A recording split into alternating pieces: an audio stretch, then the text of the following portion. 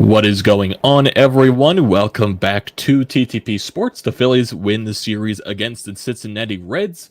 They win today, a close game by a score of 7-5, even though I do have my overall issues with this game.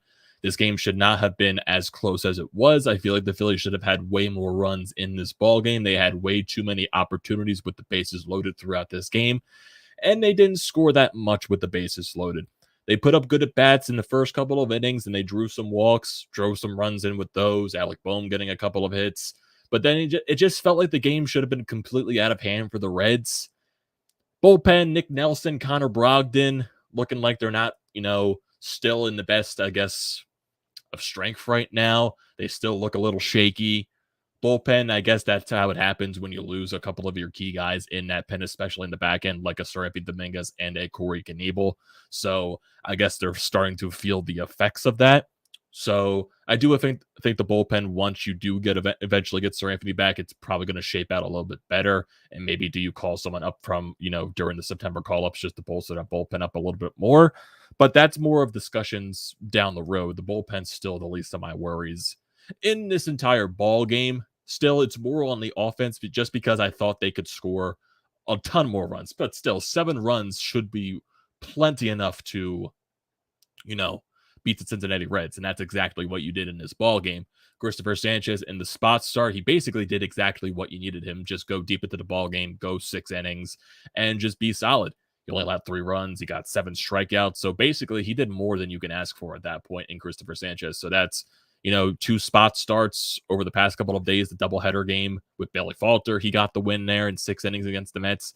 And now you got Christopher Sanchez doing this, so it gives the rest of the rotation an extra day off here. So hopefully this helps the rest of the rotation because you have Aaron Nola on the mound tomorrow to try to get the sweep against his Reds team. Let's hopefully that extra day of rest will give him help. Same thing with Zack Wheeler, Kyle Gibson, and the rest of those guys.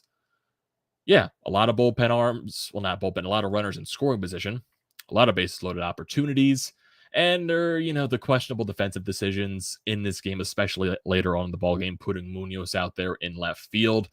I'm not the biggest fan of it. You got to stop with that. You just got to stop because that's yesterday. Even though Munoz did make the catch in the right field in the 9th inning, still made it look very shaky. He doesn't look like he knows how to track fly balls, and that came back to bite you in this inning to, in this top of the 9th inning, because easily catchable fly ball, he calls off Zimmer.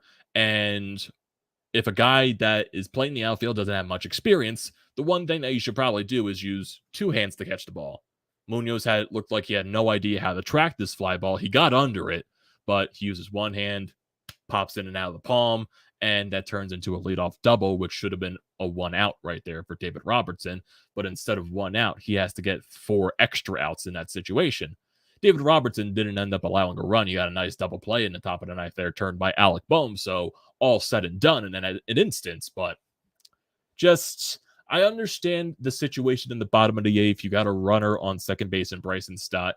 You want to drive the runs in, but I still would have left Maton in there. I still would have left because Maton would have made that catch. Even though Maton's not the best experienced outfielder out there, he still makes routine plays. Munoz just looks like he cannot track fly balls at all. And that's granted because he is not an outfielder. Just isn't. Simply just isn't. Maton has no experience in the outfield, but he still looks like a competent outfielder. Munoz just doesn't. So there's that. Still, overall, I'm not going to try to harp on the negatives in this game. Runners in scoring position, you got your runs. I think the more chances that you get over the next course of games, you're going to eventually start hitting with those runners in scoring position. I think the offense is eventually going to start becoming more consistent. Same Kyle Schwarber, Rhys Hoskins. I think those guys are eventually going to find a way to get into a hot streak eventually. Schwarber has been, looking a little bit uncomfortable in the batter's box since coming off of that calf injury, has gone a long drought without hitting a home run here. Same thing with Rhys Hoskins. I think those two are going to get off the schneid eventually, but it's mainly been guys like Alec Boehm, JT Realmuto, Nick Castellanos, and Bryson Stott continuing to carry the fold. And that's basically what happened again in today's game. JT Realmuto was fantastic. He went 3 for 4, solo shot, single, double. Yeah, he was great. had an RB. He should have had 2 RBIs, but you had that amazing throw by Aquino in the 7th inning, which, basically robbed an RBI double from JT, got Rhys Hoskins out at home by like 20 feet. And it's weird too, because the ball bounces off the wall, bounces in front of Aquino. Rhys Hoskins is rounding third base as Aquino grabs onto the ball. And then Aquino, you think it's going to be a close play at the plate, but no, it turns out to be a 20. It was just a fantastic throw by Aquino. So hats off to him. That was just an impressive play in that situation. But still, there are a lot of situations the Reds are making questionable defensive plays just because at the end of the day, they are the Cincinnati Reds. But I still think the lack of getting those extra runs just to put the game out of hand allowed the Reds to think to themselves, okay, maybe we can hang in here. We can hang in this game instead of just putting the nail into the coffin and just keeping them out of the entire thing. Still, Christopher Sanchez, I thought, was really solid. Nick Nelson allowed a run. Connor Brogdon allowed a run. Andrew Bellotti needed to come in to get out of Nick Nelson's mess. He did a good job to get out of that. Connor Brogdon allowed a run, but he got out of that situation as well. And then David Robertson backed up his players for the defensive mistakes, and also Alec Bohm made a nice double play there to end off the ball game. So, yeah, I think you are starting to, feel the effects of, losing some guys in the outfield, Brandon Marsh specifically, because you're always having to substitute, Zimmer in there, moving Vierling around the bases and everything like that. So I think you're missing the impact of Brandon Marsh, and hopefully he comes back to the lineup soon as well. And then just, when Bryce Harper eventually comes back, because Bryce Harper, once again, had a fantastic game down in AAA for Lehigh Valley. Single, 2 doubles, and he had a walk-off hit with 2 outs in the bottom of the 9th inning. 2 out, 2 RBI double to win the ball game for the Iron Pigs. If Bryce Harper is not ready, I don't know when he is going to be. Hopefully, man, hopefully when he hopefully he does get it kind of just feels like he's eventually going to get called up this weekend, because they did say the earliest he can get called up is Friday. I kind of am thinking, because it's still a day-by-day process, because you don't know how the thumb is going to feel on a day-by-day basis. But when he's 5 for 8 in his first 2 games with 2 home runs, so many RBIs and 2 walks, I kind of feel like he's ready. You know what I mean? So I feel like it's kind of very difficult for the Phillies to not call him up this weekend. That's just my honest opinion in that entire situation. So still a lot of things to go over. Going to get more into the Bryce Harper stuff eventually later on in this. So like I said, everyone, welcome back to TTP Sports. I know it took way too long to get into that situation, but if you want to leave a text message or leave a voicemail in the hotline, you can use the number 215-839-9885. Leave a 30 to 45-second voicemail, just stating your opinion on the game and everything like that, or send a text message in just to get your voice in there. And also, when you're leaving those voicemails or a text message for the first time, definitely I recommend leaving your name just so I can save that contact for future episodes if you want to call in again or text in again, so I can remember your name for future uses. So definitely it is there for you to utilize, and you can also still utilize the live feed from YouTube. So it's basically your preference at this point. So yeah, getting back into the game, you win another series. You have a chance to sweep tomorrow with Nola on the bump. Runners in scoring position. Basically, if you look at this game, Phillies went 6 for 16 with runners in scoring position. On the bases, that looks fine. You got hits with runners in scoring position, but you just had so many. You got so many chances with the bases loaded just going throughout this entire game. So the first inning, I'll let slide just because, okay, if you're getting these chances off of this guy that you can easily whack on the pitcher's mound for the Reds, you're going to get those chances the rest of the game. So Hoskins gets in on an infield single. Alec Bohm gets hit by a pitch. JT gets an RBI, gets a single, which loads the bases up. Of course, he hit it over to Aquino. And of course, the Phillies didn't want to test that arm out in right field with 1 out. So it made sense in that situation. So 1 out for Nick Castellanos, and he missed 2 just barely missed 2 chances to drive in runs. First pitch hacking, he just fouled it off to left field. And I'm just like, man, like, get this guy a break. And then a couple of pitches later, he lines it down the right field line, and it just goes just foul. I'm like, just give this guy a break. And then the Castellanos eventually grounds into a double play. Overall, I thought that was a really good at-bat by Castellanos, and still, I'll let that first inning slide just because against this pitcher, you're probably going to get those chances later on in the ballgame as well, and you did. Go to the bottom of the second inning. Gene Segura reaches in on an infield single. Baton walks. Matt Vierling had himself a nice game. He singles to score Gene Segura to make it a 1-1 game. Fairchild did go deep in the top of the second inning to allow the Reds to go up top 1-0, but Vierling ties it with that RBI single. Kyle Schwarber singles again to Aquino, so you can't score a run there, so it loads the bases up for Rhys Hoskins, one out there. Grounds into a fielder's choice. He hustles out to beat the double play. Run scores, gives the Phillies the lead, but you don't want to see a fielder's choice in that situation. You would like to see a Rhys Hoskins hit. So 2-1 ball game. Alec Boehm then lines out. You go into the third inning. Sanchez gets a 1-2-3. Bottom of the third inning for the Phillies. JT Realmuto, first pitch hacking, leads off with a home run, makes it a 3-1 ball game. Bryson Stott walks. Gene Segura reaches it on an infield single. Matt Vierling walks with 2 outs. And then you get 3 straight walks here by the Phillies. The Matt Vierling walk to load the bases. Kyle Schwarber walks to make it a 4-1 game. And then the bullpen comes in for the Reds. Hoskins walks to make it a 5-1 ball game. Then Alec Boehm hits a single to right field, brings home 1 run, makes it a 6-1 ball game for the Phillies. So you didn't get the hits basically with the bases. You got 1 hit with Alec Boehm, but you did put up good at bats to draw in walks to score some runs. So that's a productive inning in that self. Top of the fourth inning, Farmer leads off with a home run to get a run back for the Reds, makes it 6-2. Bottom of the fourth inning for the Phillies after a Castellanos leadoff single. He does extend his hitting streak to 14 games. Phillies don't do anything there. Top of the fifth inning, Robinson gets a single. Jonathan India doubles to center field, scores that run in, makes it a 6-3 ball game. So you see the Reds chipping into the lead right here. Bottom of the fifth inning, Phillies go down 1-2-3. Top of the sixth inning for the Reds, 1-2-3. Go to the bottom of the sixth. The Phillies have runners in scoring position in this inning. JT Realmuto reaches base on a fielding error. Then Nick Castellanos gets a single to make it a first and second situation for Bryson Stott. He pops up. Gene Segura then reaches in on an infield single. Base is loaded once again for Nick Maton, and he pops up on the first pitch. Top of the second inning, Nick Nelson out there on the mound. Allows a 1-out single. Fraley then doubles, make it a second and third. Friedel hits a sac fly. Walks Senzel to load the bases. No, not actually load the bases, to make it a first and third situation with 2 outs. Bellotti then comes in. He gets Farmer to foul out to end the inning. So Bellotti does good work. Nick Nelson, not impressed by. Go to the bottom of the seventh. The Phillies get that run back.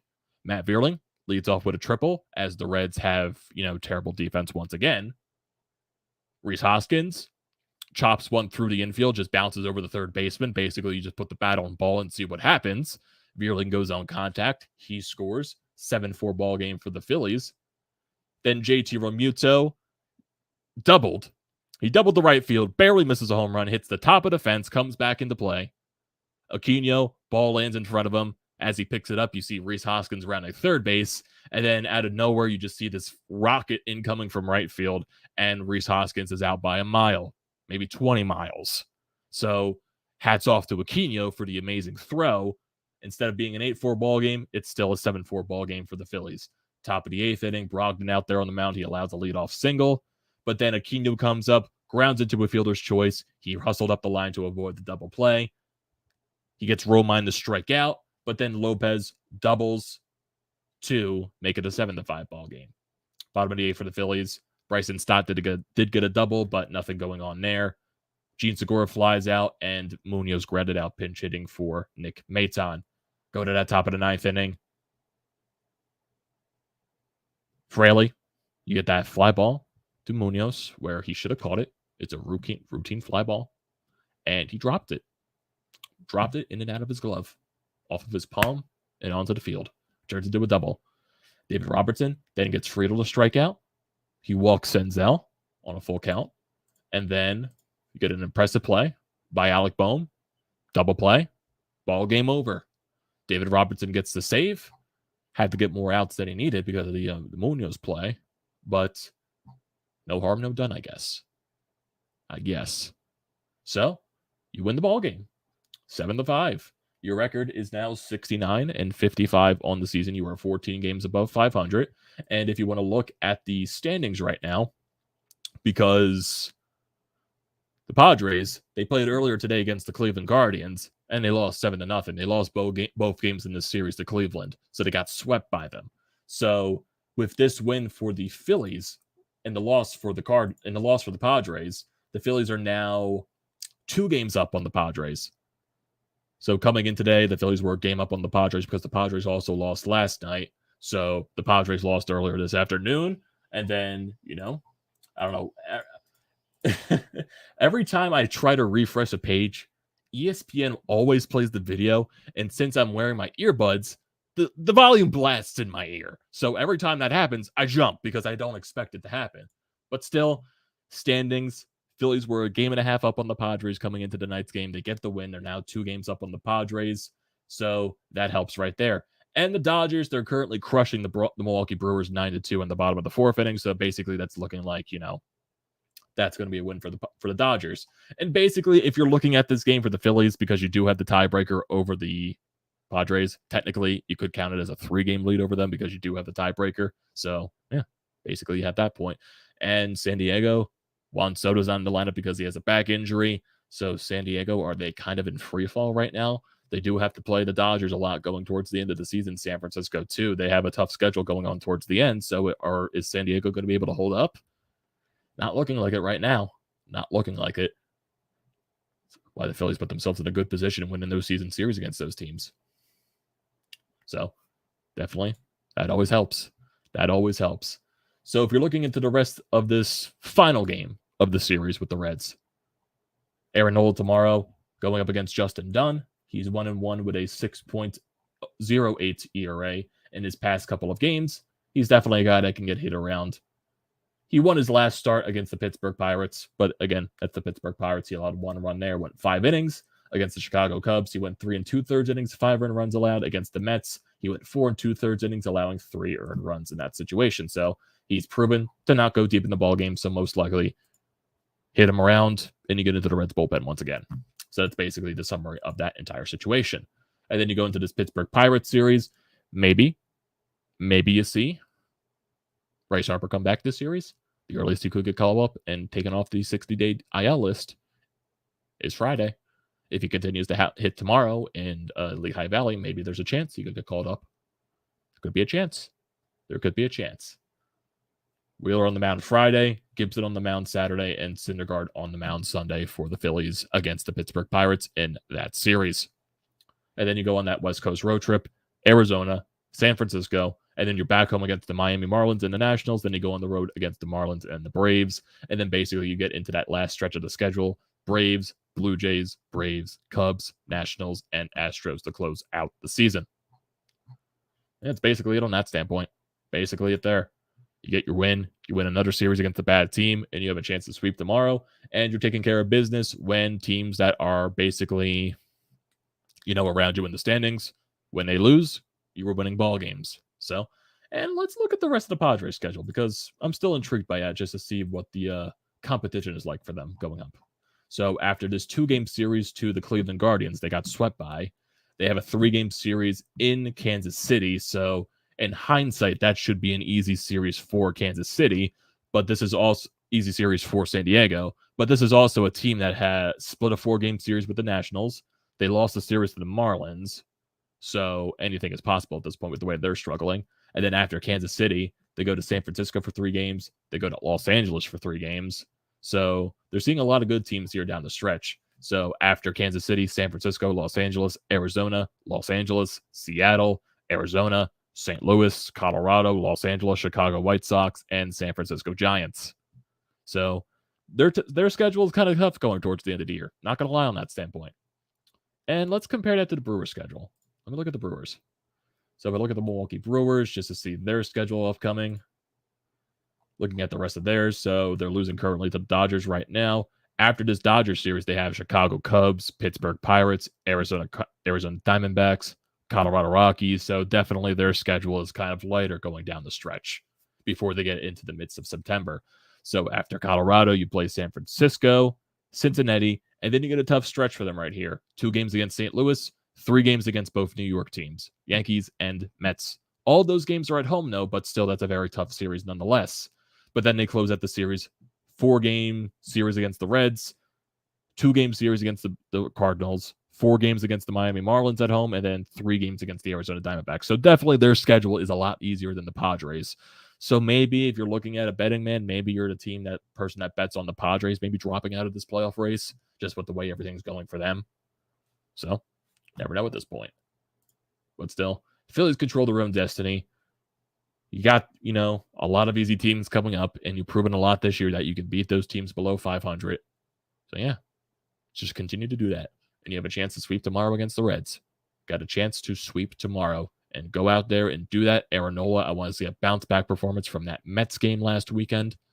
He's got to go and do it. Got to go and do it against a very, very bad team in the Reds. Just got to do it. Simply got to do it and get it done.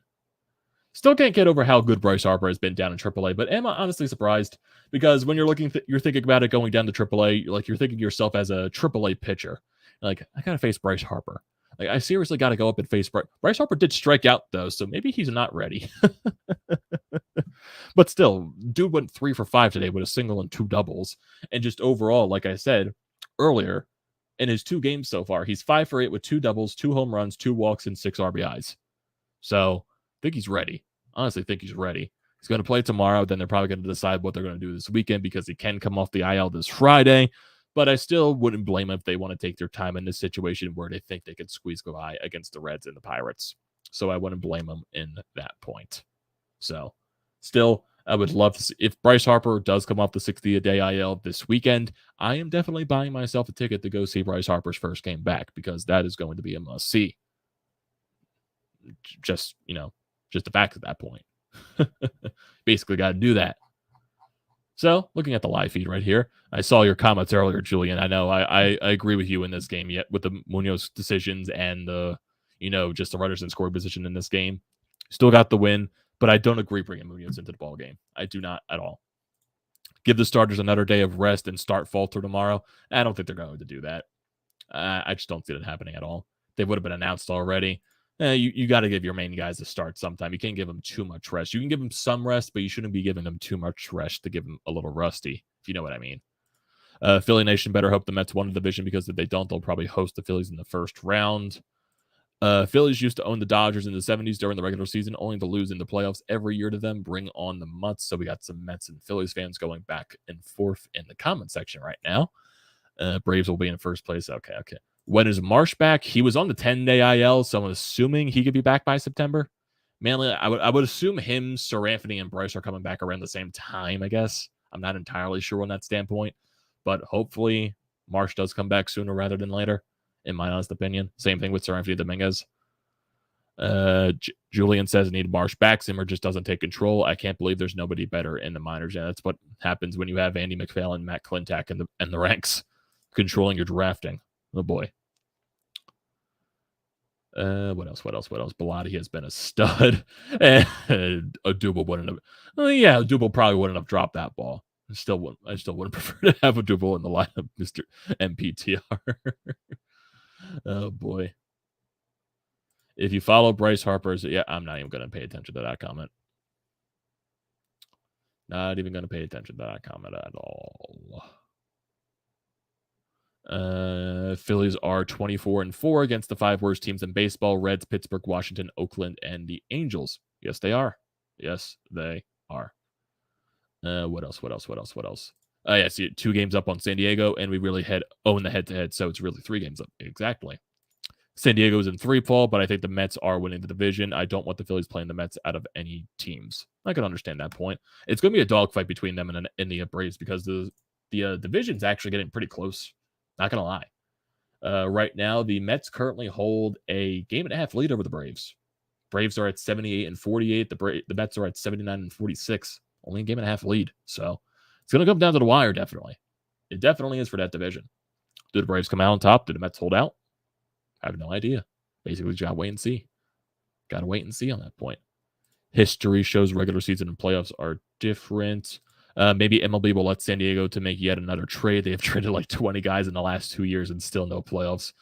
I guess they were really banking on Tatis to come back and that whole steroid issue and everything like that. So who knows? So where does Falter figure right now? Not starting, not in the bullpen. Maybe in September. I would assume it's like the same thing with Sanchez. Maybe they bring him up for September when the rosters do expand. Maybe they just put them in the bullpen or something like that, or they give them spot starts here and there, just to give some guys extra rest, especially against bad teams. So it's basically just a wait and see process at this point, just to see how everything goes. I would assume those 2 guys are going to be on the roster in September just because the rosters do expand. So it's basically just, what did the Phillies do at this point? I do expect Sanchez and Falter to possibly be on the roster, come September. So basically just gotta wait and see. I kind of do think that Griff McGarry could get called up. I kind of do think that. I kind of think that at the same time. Griff McGarry. I would like to see that. Him coming up, making his major league debut, dominating. I'd like to see that. What else?